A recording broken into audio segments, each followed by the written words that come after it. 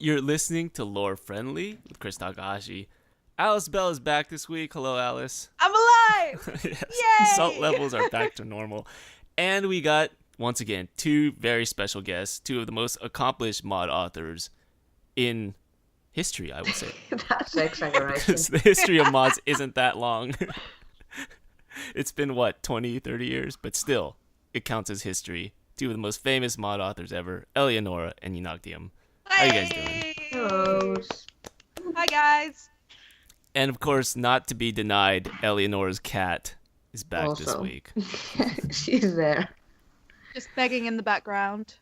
So, in the grand Finnish tradition for 3 weeks in a row, Eleonora, how are you doing? I'm doing pretty great. Though my cat threw up on the couch the other day, so that's a sad update on her end. But I had a day off from work today. I did some awesome adulting. I cleaned some of the apartment.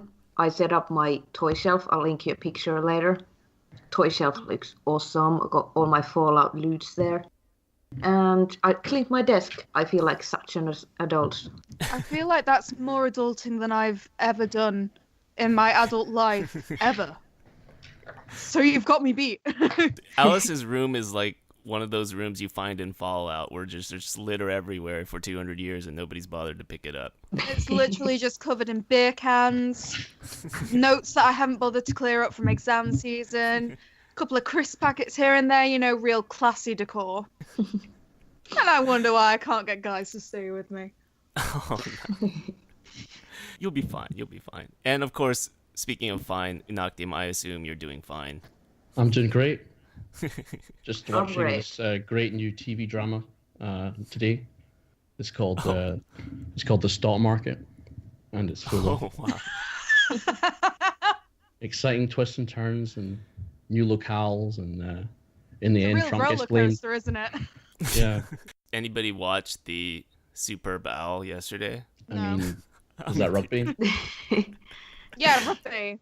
Oh, you mean hand egg, where they play Yeah. their egg with their hands. And Right. toss the egg around for some Yeah. reason. With their hands. I did see that, Philadelphia Eagles won the Super Bowl. Is that right? Yeah. They're basically America's version of Glasgow Rangers, aren't they? Yeah. So nobody watched, Sports ball. including myself, the hand egg.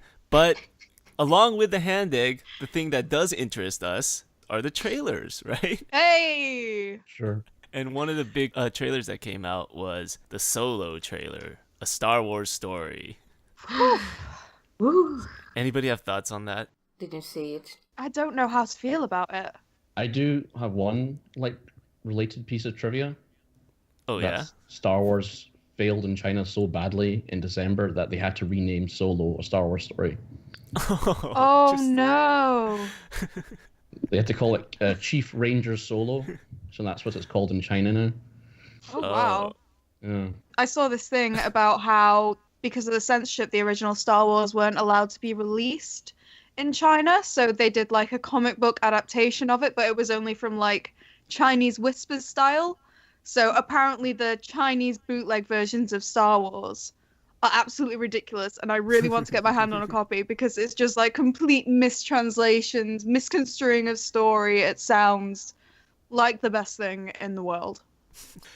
Yeah, that is weird, though, that you would take off the Star Wars name, because I think they would put a Star Wars story on there just to, like, let people know, like, hey, this is a Star Wars film, too, but to kind of strip it is a bit strange. Like are they going to CGI out Chewbacca? Because it's like, when they see the Wookiee, are they going to be like, wait a minute, this guy, I've seen him from that other set of films. I think this might be a Star Wars movie. Oh, random trivia. The guy who plays Chewbacca is Finnish. He's a Finnish actor. It's a huge thing here because he got the part. So people should ask him how he's doing.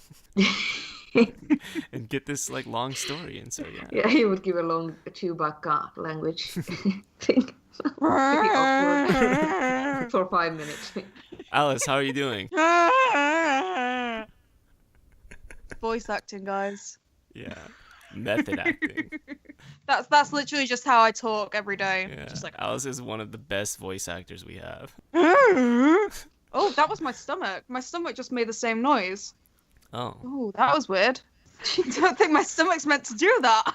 So, moving on from Alice's stomach, any other trailers or things, commercials or things you saw from yesterday that you guys want to talk about? There was Cloverfield Paradox.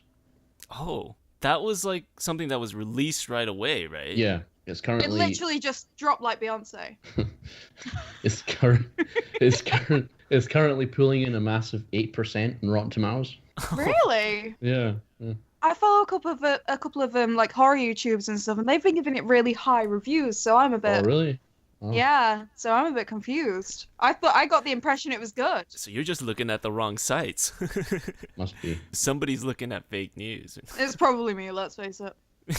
Were you looking at reviews on Tumblr, Alice? Twitter. That's where I get my news. Exactly. It's a completely reliable source. We can trust people.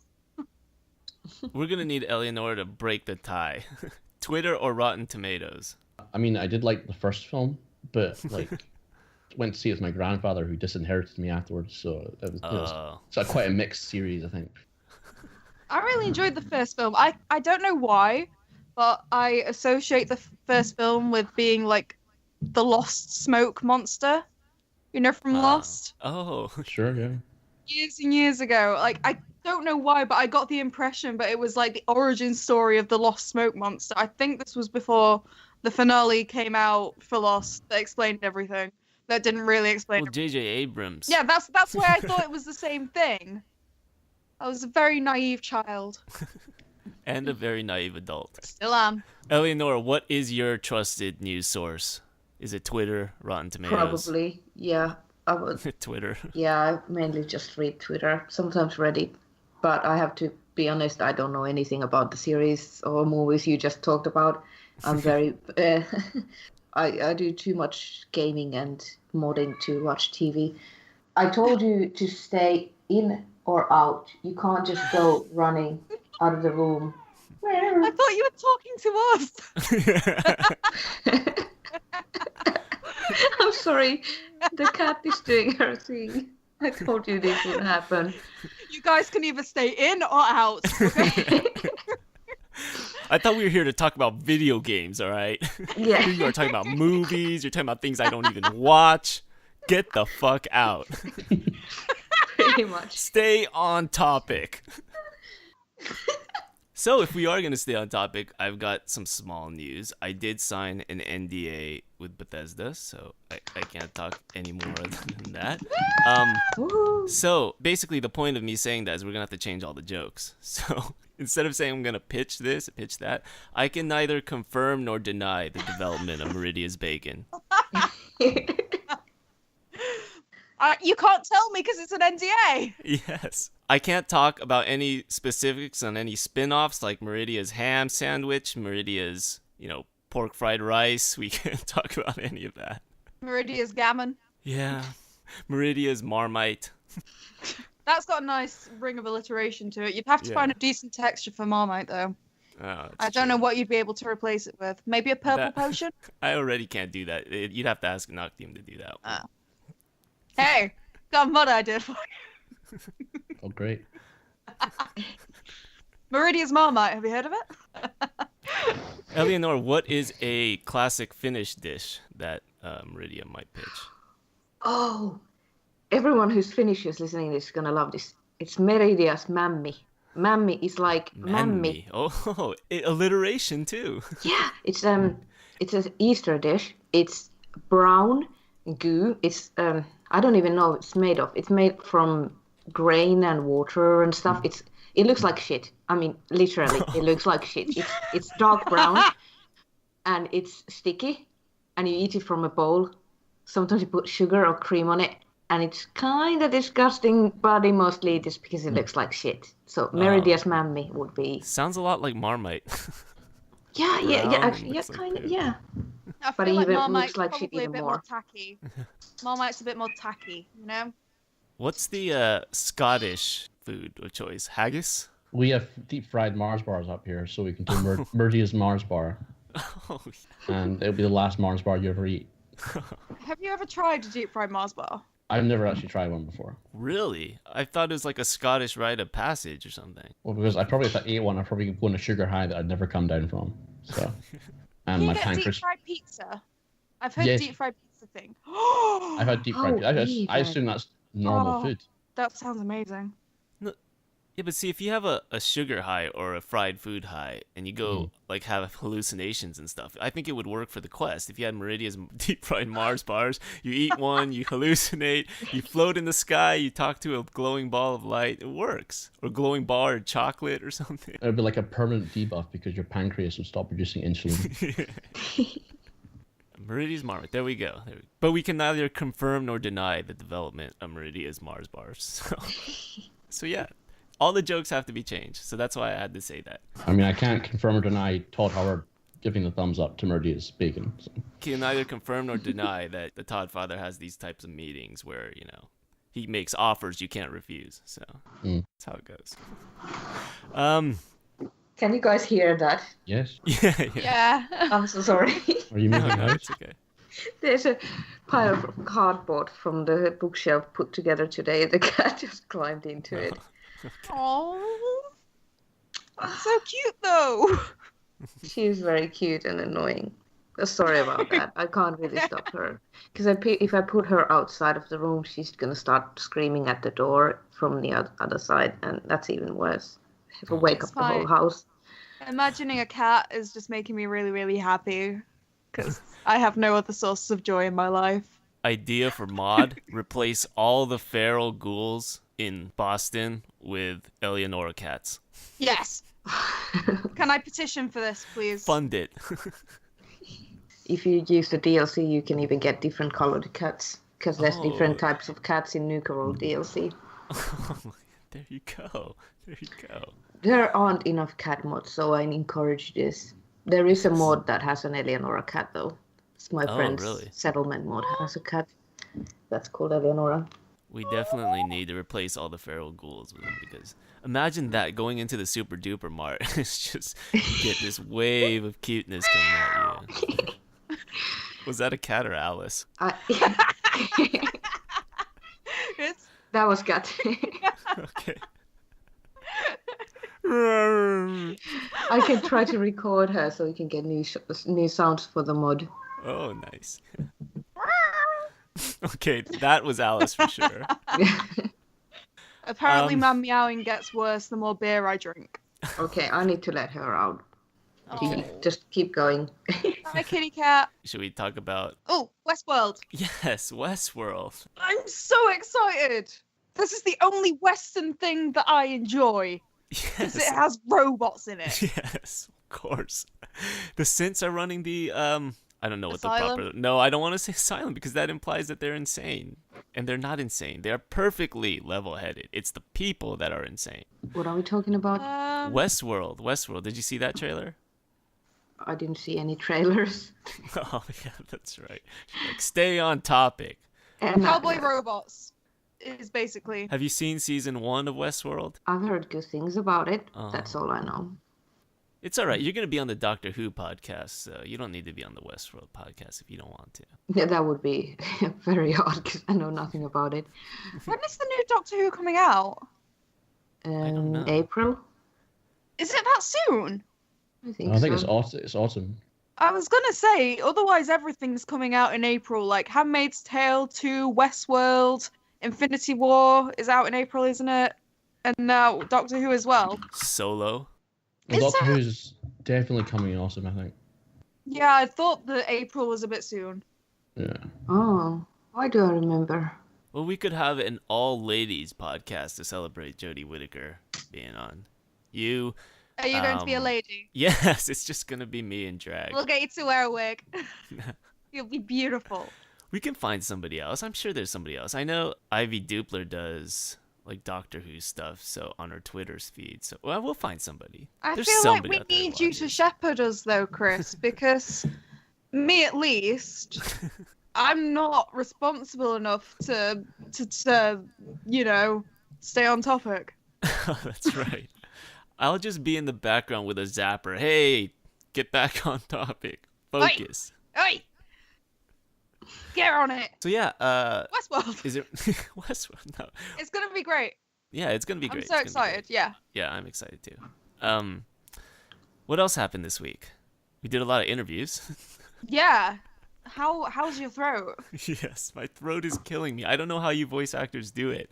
I've been talking nonstop, and I can feel like the bacteria like in my throat, like from the cuts from talking too much. Like human beings were not meant to talk this much. No, Like, I it's think just human not. beings are meant to talk this much. I feel like it's just that you've devolved slightly. Yeah, that is true. I think I have a tail. You need practice. I'm just like hunched over, like I'm dragging my knuckles at times. I'm like, why are my knuckles touching the floor? I'm like, oh, I'm devolving. So It's devolving. Get your prefixes right, God.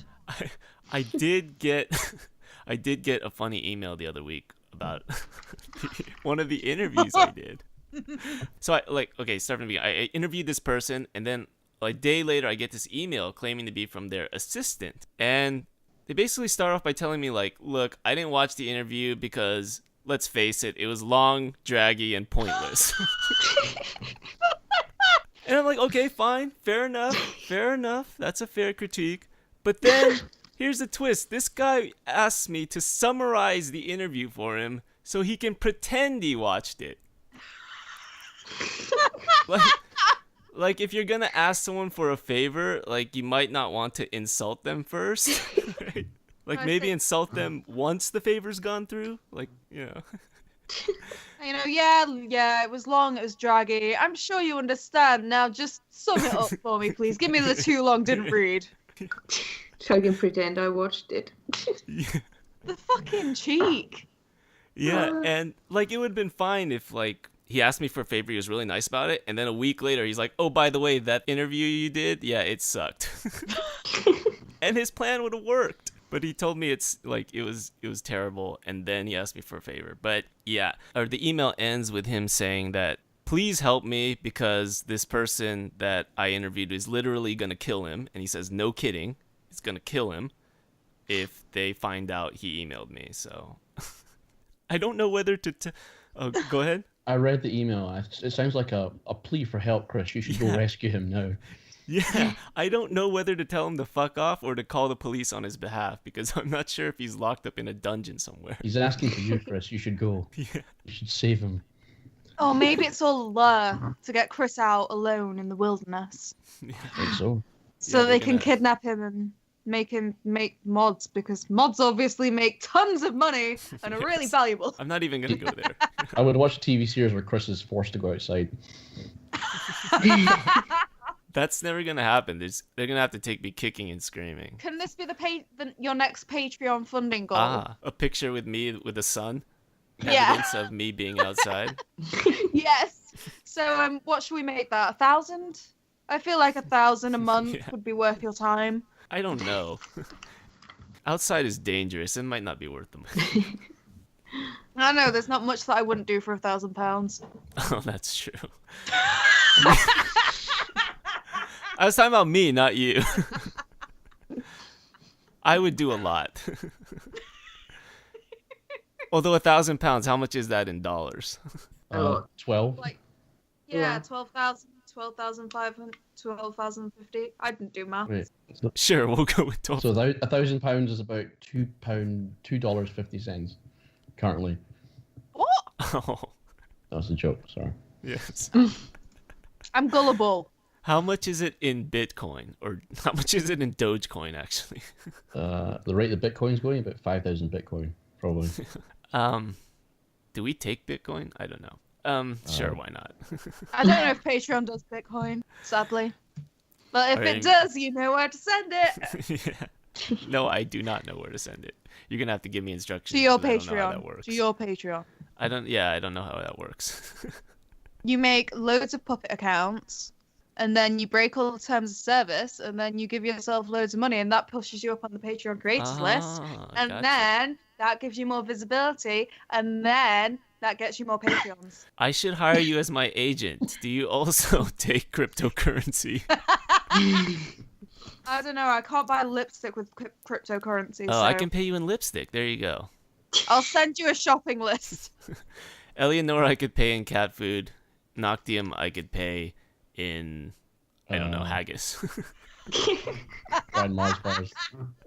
No, because you said you don't like the Mars bars, right? Iron Brew. Yeah, Iron Brew. Iron Buckfast. Brew, there you go. Oh my god, Bookfast. Ooh, bad memories.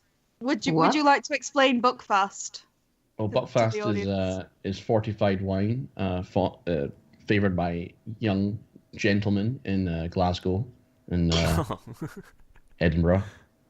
And sometimes, traditionally, when they finish with the bottle, they find the nearest individual and smack the bottle on the head of that person as a way of saying hello. Oh, God. Even. That's Scottish culture. I need to invite the person who emailed me to Glasgow. Yes. Hey, this is tradition. trap. Bam. Just stab them. Yeah. We're being Scottish here. I had a bad night on Bookfast. Not a good choice. Nah. Wait, how is this spelled? Because it sounds like you guys are saying butt fast. Book. B-U-C-K. Oh, okay. Oh. Now it makes sense. Okay. I think it's like a wine like fortified by monks in the middle. Yeah, it's they just have like all these casts of them, and you can order them online. And so we ordered like 30 bottles between 12 of us. Bad choice. Students, man, we don't realize what we can handle. It's bad. So, besides Alice's drunk escapades, is there anything else you guys want to discuss this week before we move on to Star Trek?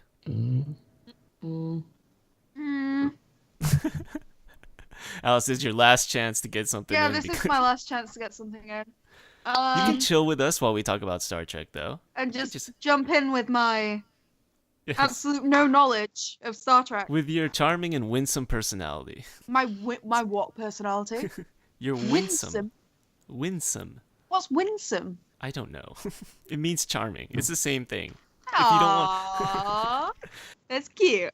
It would be weird if you said charming and charming, so you throw in a separate word in there, a synonym. My charming and intriguing personality. Never mind the fact that I was being sarcastic and you didn't pick up on it. Bitch. Yeah. It's okay. You completely lack any variation in your voice, just like I do. Yes, I feel like that is I've trained true. you well. Yes. I learned from the best. I learned it from watching you. You learned it from having Alice. to speak to me for Yes. 60 goddamn hours. Yes. Okay, so Star Trek, episode 14. You guys' thoughts? I was confused. Was anyone else confused? What confused you? I couldn't get like a grip on it. It was so feelsy at some part. It was a character-driven episode. We should start from the beginning, I guess. Yeah. Admiral Cornwell, she takes over the ship. She kind of becomes the de facto captain of the ship. Yeah. And almost like kind of slots herself into that role. Like, I almost was thinking that Lorca was going to be replaced by Cornwell, and then she would slide everyone into their rightful place. Ceruse goes from captain to first officer, and so on and so forth. And we did get to see like different sides of her.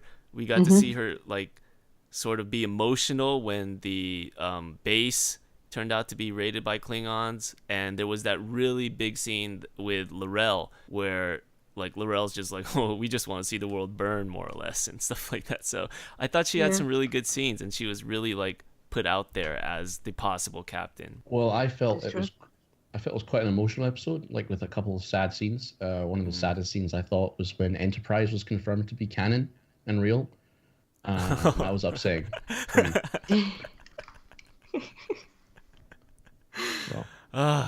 Poor Noctium. Yeah. You still had that little sliver of hope, and this show just ripped it away from you. Yep, pretty much just said out Enterprise is real. Yeah, you've been arguing on the forums for years. This isn't real. This isn't canon. And then just like that. Everything's ruined now. Press F to pay respects to Noctium's hopes. I mean, at the rate of every other show but Enterprise is real now because the rate the show's going. So, but any other thoughts on Admiral Cornwell? And Oh, she completely shut down once the base turned out to be well, sort of destroyed. Yeah. I loved it how she was like, she was like, she wants to take over the ship and she's gonna get all this shit done now, and then Saru had to take over. Yeah, it was a nice kind of change of pace from Lorca's sort of attitude of just like no emotion, just get shit done. And then here we have a captain who's like emotional over the loss of an entire city. So Yeah, it was definitely like a nice contrast, I think. yeah. I was just thinking too if she's gonna replace Lorca as the commanding officer of the ship. Any other thoughts before we move on to Ash Tyler? I make my quotes. I didn't really like that side plot. Really, I kind of so like towards the end of the episode, Ash, Tyler, and Michael basically confront one another. Yeah. And I was really bored at that point, and I didn't really know what was going on, and I was kind of getting my antidepressants ready for the end of the episode. So I just was kind of not really invested at that point. It was a bit like they jerked you around in a bit of places because you first meet Stamets and then we're sort of villainizing. I'm like, yeah, you deserve to be in the brig. And then we get the classic scene at the lunch table where he gets ignored by everybody else. And I'm like, oh no, somebody sit with him. And then... Oh my god, really? You killed the doctor guy and you're saying, sit with him. He needs a friend. No. I mean, I wasn't really saying that, but that was the kind of emotion that they were trying to convey. Right, so they're kind of pulling us in different directions. I think at that whole scene. I mean, it was pretty cliche, to be honest. The whole lunch table thing, like there's a pause. He sits down. There's a pause, and then one person sits then, and then another person sits then. It was super cliche. There was almost like a slow clap thing going on there. Yeah. I love Tilly for that though. It was such a Tilly thing to do. She was really good in this episode. She was really good. I loved her here. I mean, at that point, it was, as you said, it was basically a slow claps, like, yeah. You're a sleeper agent, yeah. Yeah, it was really weird because before we got the sort of like, okay, you killed this guy's like husband. It's a big deal. Like, I know it wasn't you, but then it was you. So then the whole sort of emotional roller coaster was a bit confusing for me in that regard. I think that's one of the things that threw me off in this episode. I mean, I really liked the episode, but it's like, do I hate him? Do I not hate him? Should I hate him? What should we do with him? What should Michael do with him? Yeah, they never really found a lane, like tone-wise. Well, the first thing you should do with him is not let him walk around the ship after he basically became Klingon for 2 days. Yeah. I thought that was a bit weird, personally. Because they didn't understand the sleeper agent tech, and suddenly they're all quite clear that he won't do anything. So didn't really buy it too much. How do they know he's not dangerous? Exactly. So, Yeah. At first they couldn't see it in the tests, and then suddenly they're like, yeah, we tested him with the psychology shit and the science, and then now he's like, yeah, he's just Tyler now. What? And I kept expecting him to go back to Vok. Really, I was like, when he's gonna snap? Who's gonna kill next or something? I was just like waiting for him to snap. Imagine him like randomly throwing Klingon words out there as a joke. Everyone would just be freaked out. I'm joking, guys, and then they just like throw him down and put him in the rig. But it was really weird tonally. Even the whole conversation with Burnham, it was supposed to be like really heartfelt and sad, and it was really weird. Like he's saying like, things got complicated and you wanted out. And I'm like, complicated? Is really that the word you want to use? Like, long distance relationships are complicated. Being fused with a violent killer from another galaxy is like a little bit more than that. I don't know. I really loved what Tilly told Michael about what she should do. And I think she kind of did what Tilly told her to do. Like, even if it means ending it, you gotta face him. You can't just avoid him. That is true. That was a nice tie-in with the whole Terran universe, the whole nurture over nature thing, right? Mm-hmm. That this guy needs to be nurtured, and how having environmental influences can affect the person you end up being. Mm-hmm. One thing I really liked about this episode was actually seeing Tyler. The actor did a really good job. Like, when you look at his face, you feel so sorry for him, and he looks like he's gonna burst into tears all the time, but he's trying to hold it together because he has to be strong. I kind of want to see more of him. I hope they don't. I just like him. Yeah, it's weird that they don't bring anybody from his past life. Like, if he was a person before he became a Klingon, then they should, like, bombard him with those images and those memories so that that part of him remains more solid. I don't know. But I'm not a doctor. I'm not a doctor from the future, so what the fuck do I know? I'm just sitting on my couch watching the show. But, yeah. Yet. But hey, now they have a counselor on the ship because they have the Admiral. Though she seems to be a bit busy with other shit. Yeah. Well, I think the show does all the characters tend to say that the Federation is basically, because they're still kind of interacting with the Terran Empire. I know the universe is closed off, but obviously the Empress is there, so they're still kind of interacting with the Empire, and they're basically saying the Federation is morally superior and is the right way to go, as opposed to conquering other races. But what the show actually tells us is that Starfleet is basically useless unless led by a genocidal maniac from the other universe.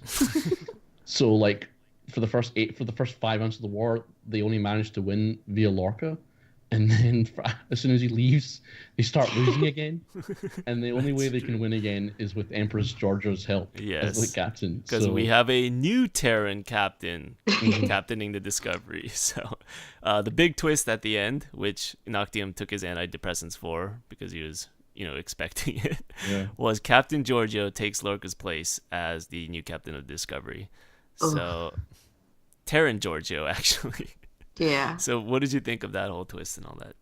I'm waiting for an Unoctium. I mean, yeah. She should go, girl, and genocide that planet. You can do anything if you believe in yourself. I mean, I was just thinking, because now they got this whole death plot to wipe out all the Klingons or whatever. Is this something to do with why Klingons are so different in this Star Trek? Are they gonna try to tie it to canon on how Klingons are now different in other Star Trek shows than they are here? Are they gonna make some sort of biological weapon that's gonna change Klingons or whatever shit they might do? I was just wondering that. And also, I felt bad for the crews. Did you see their faces when they thought it was the prime Giorgio? Because she walked out. That's just messed up. She was so menacing looking. How could they even believe that shit? Yeah, my mother figure's back. Oh, wait, she's a genocidal killer. Oh, never mind. So, are they really going to unleash some virus? Did they steal the plot for Mass Effect for the Krogans? Well, I'm not sure at this point if they're going to do a full reset, like they're going to travel back in time and just reset everything, because there's a lot of stuff that's kind of changed, or whether they're going to, stay permanent and have all these, crazy events be, in the series lore. So I'm not sure about that. But they are going to do something sketchy, like ethically sketchy, just based on the implications. So is it going to be like a virus? Are they going to do complete genocide and wipe them out? Or well, I watched the trailer for the next episode, and literally, I think it comes down to a crisis decision between whether they should, kill all the Klingons and lose all their principles, or don't do that and retain all your principles, but basically lose forever. Which kind of conflicts with what I said, is they can't do anything without some genocide, without Hitler at the helm. So, maybe they're gonna do like I said, the Mass Effect thing, the Krogan compromise, where maybe next episode Morden Solus is gonna show up. Yeah. I don't know what they're gonna do. I'm the kind of person who doesn't watch episode primers or trailers for next episodes. I got mad this morning when I saw a post by Star Trek on Facebook, and they posted a picture of the Admiral pointing a gun at Sarah, and I was like, fucking spoilers in this image, you shits. I got so mad, I wrote them an angry comment and closed Facebook for the rest of the day. Because I really don't want to know anything. I like the surprise of not knowing anything and not having any anticipation of the events coming. I like it that way. Oh, yeah. So. Not bad. Clean slate. You spoiled it for me. I can't watch the episode now. Oh, but it's gonna be a huge crisis because it's the last episode this season, right? Yeah, it is the last episode. Yeah.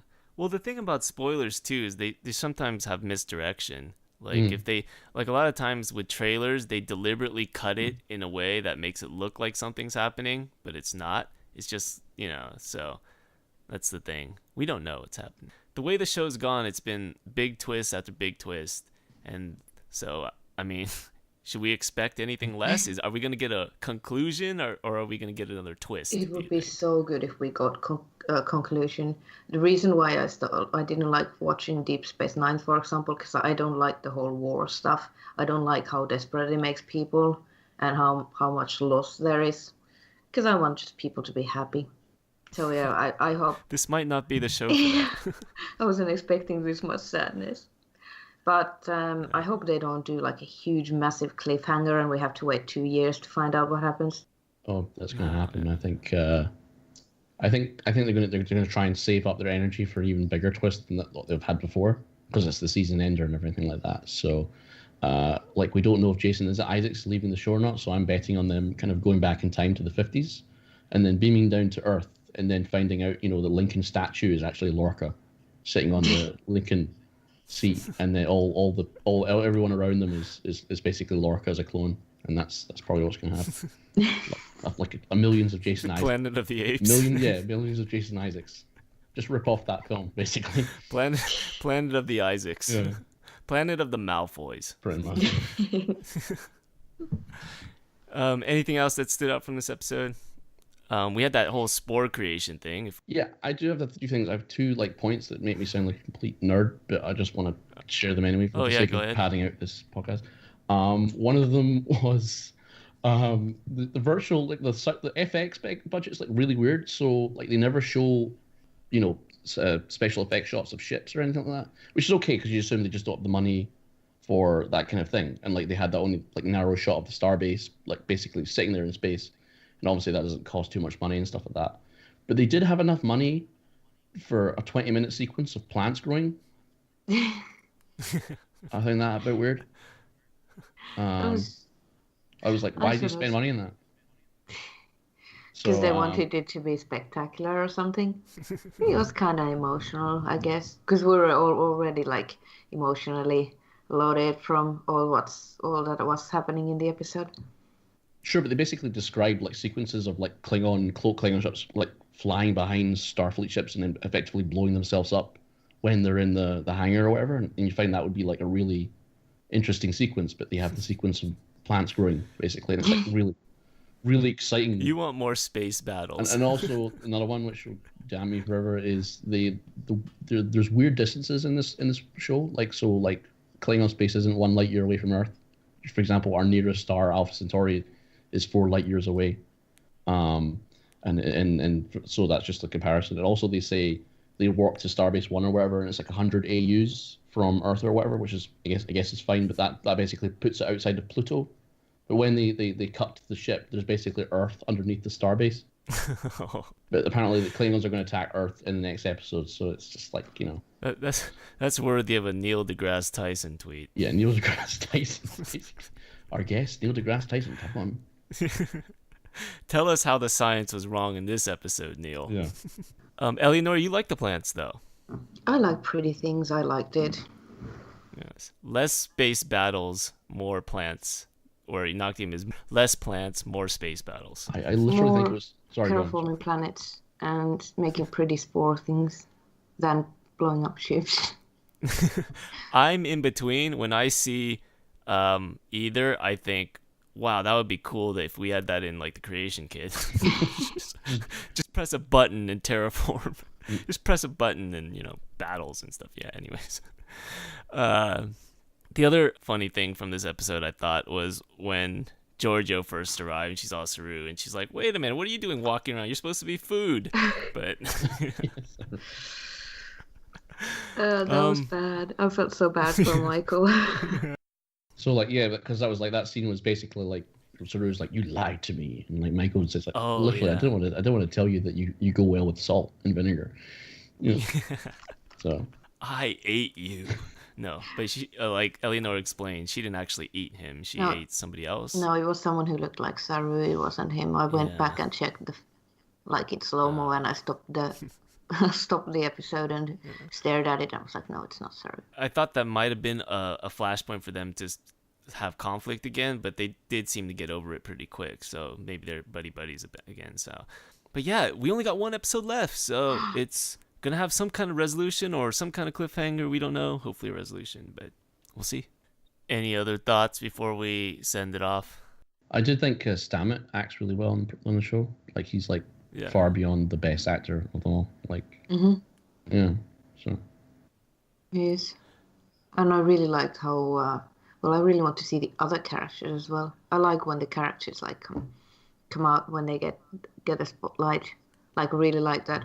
Fuck, I can't remember her name. He was at the captain's chair when Saru came in. The robot girl. Oh yeah. And stuff. We know them like by their faces, but we don't know their names. Yeah. So I'm not sure if they're going to expand on that later or if they're just sort of going to do this the whole time. It would be great to have a scene in the third season where it's like they refer to them by one name and they say, "Oh, actually, my name is this." Oh, okay. Wait, what was your name again? No, she's Irama or Irami or Irimi or something like that. I know because her name sounds like a Finnish battery brand, so that's funny to me because she sounds like a battery and then she looks like a robot, cyborg, alien. Duracell. Her name is basically Duracell. Yeah, basically. All right, so that covers Star Trek episode 14. Hopefully we'll have both Elianora and Unoctium back for episode 15. I can't wait. The final season finale. And of course, Alice Bell. Yay! Back from the dead. To bring more salt. What are we gonna do after Star Trek ends? Just try and recover. Try and rewatch it. Make new podcasts after rewatching it. No? Okay. Do the rewatch. We'll find cast. something. We'll figure it out. Black Panther, I think, is coming out soon. I really want to watch that. So that's out February. It's February. Oh shit! It's February now. We'll figure it out. What? We got 2 weeks. All right. So that's it for this episode. Lord Friendly, say goodbye, everybody. Goodbye. Okay.